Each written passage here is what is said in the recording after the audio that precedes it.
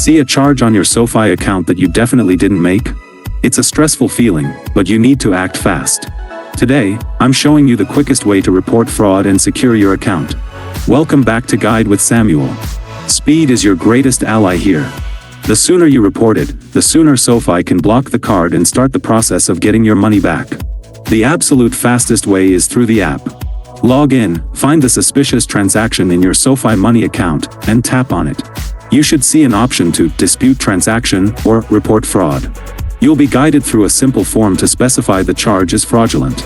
SoFi will then typically immediately freeze your debit card and issue a replacement. And that leads to my crucial pro tip: follow up with a phone call. For clear and significant fraud, after you've disputed in the app, call SoFi support directly.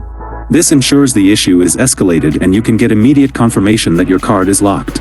With that knowledge, you can tackle fraudulent charges head-on with a clear plan of action. Have you ever had to dispute a charge? How was the resolution process for you? Let me know your experience down in the comments, and subscribe for more clear-cut guides like this one. Thanks for watching. I'm Samuel, and I'll see you in the next video.